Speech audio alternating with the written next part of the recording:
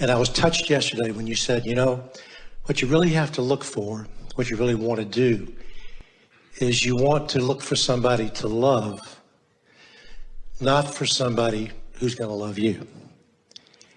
And I really do get that. But what happens is, so you get somebody that you love, and that feels really good. So then they really love you. That really feels good too. And in being loved is such a wonderful feeling. Sometimes that overcomes the loving and almost is an addictive experience where you want it, you need it. You're in it. And then the minute you go there, because I really think this whole Abraham thing really is a journey from being afraid to love. That's basically the two ends of the stick. So if you're addicted to something, if you can lose it, then you can have fear. So I figured out that if I love myself, and I really love myself, and I love you, then if you love me, it doesn't become a need thing, it becomes an enjoy thing. But my question is about sex. Well, before you go there, before he goes there,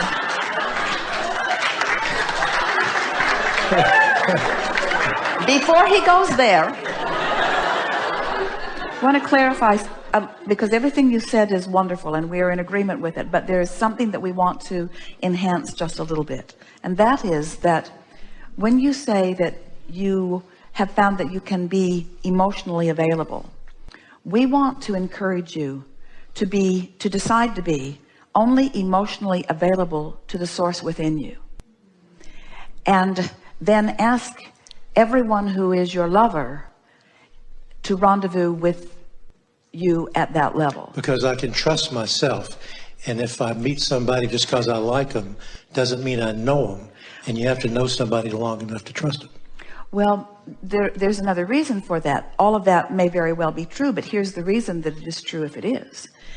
If you've decided to only be emotionally available to the source within you, so that now the fullness of who you are is holding that other person as your object of attention. Right. Now, in that complete alignment with source, you are just flooding love to you and through you and all over them.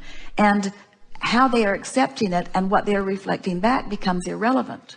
But if you don't take the time to do that, you see, that addiction that you were talking about is when you hold someone as your object of attention, and you are so right, it does feel so good. But then if they turn their attention away from you, which they must do, sure, because there are other things that they need to do and other people that they want to talk to. So when they turn their attention away, if you've become dependent upon them to be the source of this energy, now you're like a puppet that someone has let go of the strings. You don't have any power. So you're wanting to make sure that the source of your flow, the source of your alignment, the source of your love is your own connection with who you are. Then you never get depleted. It's why we call it source. Source is resourceful. Source just keeps resourcing, where other humans often are depleted, and that's why they need you. What I get from it and what I got from it, because of you, really, is that ecstasy. I mean, and we're talking, I've been able to go. It's unbelievable. I didn't know you could be like that. And I realized that all that is inside me. That's coming from me, that it is me. It's not the other person. It for sure is you. But the clarification that we want to make is it's you because you've looked for love in all the right places finally. It's you because you're looking for that connection. You're coming to that alignment. It's you because you took the time to make sure that it is all of you. And that makes what you're getting back from another irrelevant to that. But because of law of attraction, once you're there, you must attract someone who has the capacity to do the same. And when you do, that's that ecstasy that you're So talking I've been about. looking for love in all the wrong places. Well, you're looking for love. Most people are looking for love in all the wrong places when they're wanting another person to give it to them. No, somebody who may not be able to do what we're talking about. But coming back to the sex thing, okay, and this is like, so you're going along and you really are, you get it, and you are loving somebody, and you realize it really is about loving somebody. It's not about being loved.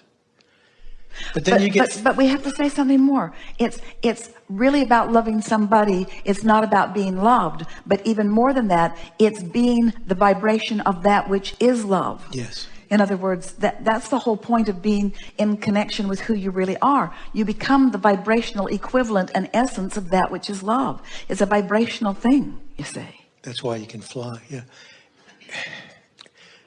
But it seems like to me, and it happens with me, if you become physically involved with somebody and you're coming from that base of love, that's a whole other amazing trip. But for some reason, that whole sex thing seems to wreck the other deal. I just don't understand how you make those two things work together so you don't lose it. Because it's so nice, and you go, oh shit, I did it again. You know?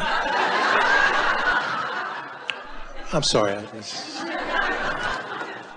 Well, it's about, in the instance that you've offered, it's about being distracted from your alignment. So if that is your experience, something's happening in the physicalness of it that is distracting you from your alignment. And it may just be that your alignment wasn't secure enough prior to the physical interaction. It could be that, because when you are in alignment with who you are, in other words, every single subject, whether it's sexuality or a conversation or building a piece of furniture, in every interaction, you can do it from inside the vortex or outside the vortex. Right.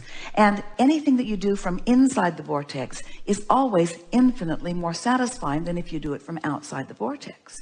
So sexuality is one of those subjects, like religion or like God, where so many people are hung up about it because they have all kinds of ways that they've been thinking about it that weren't conducive to aligning them with source energy. There are a lot of people that have been condemning sex or particular kinds of sex or sexuality in and of itself in so many ways that just the engaging in it makes them feel less than connected. And we think what you're hitting upon here is that a lot of people want to make the distinction between that which is spiritual, which is that which you were describing when you were saying what a trip it is, and that which is physical or materialistic or mundane or even corporal. Well, it's different than that, though, because what happens is the whole spiritual thing is such a level of intimacy. It's just exquisite. And then what happens is you find out that the whole sexual thing it's not about bodies. It's a level of intimacy too. Yes. Which is just almost the equivalent of that. But there seems to be something in being in that arena that causes one to have a loss, a breakdown.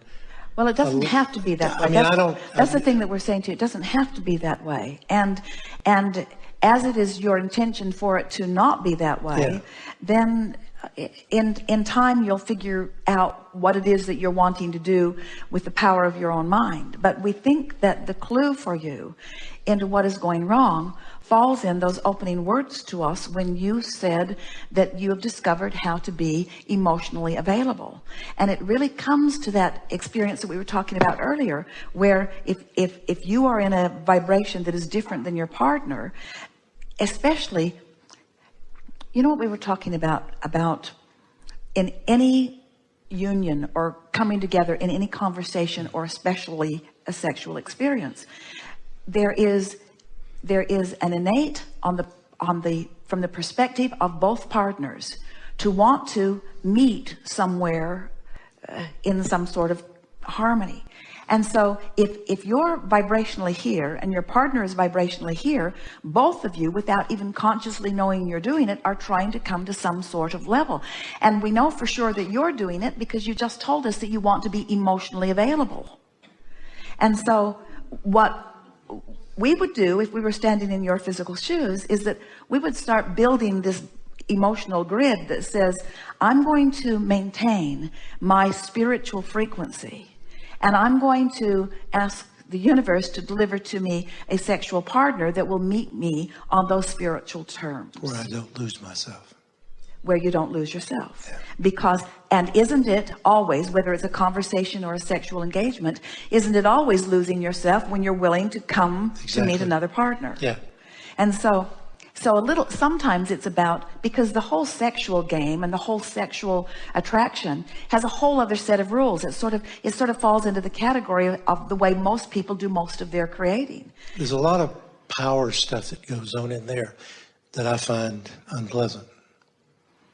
And so you just have to omit that from your vibrational frequency long enough that the partner that comes to you doesn't have it either. Or you could just say to yourself, I'm no longer emotionally available to anyone who's not in the vicinity of my emotion. That's the point, isn't it? I'm not gonna come. I'm not gonna be emotionally available anymore. I'm emotionally available. Come on in. And that's what your inner being says. Your inner being, the only reason that you could ever have negative emotion is because your inner being won't be emotionally available to you unless you're up to speed. In other words, your inner being is stubborn. Join us or don't, but we're not coming there.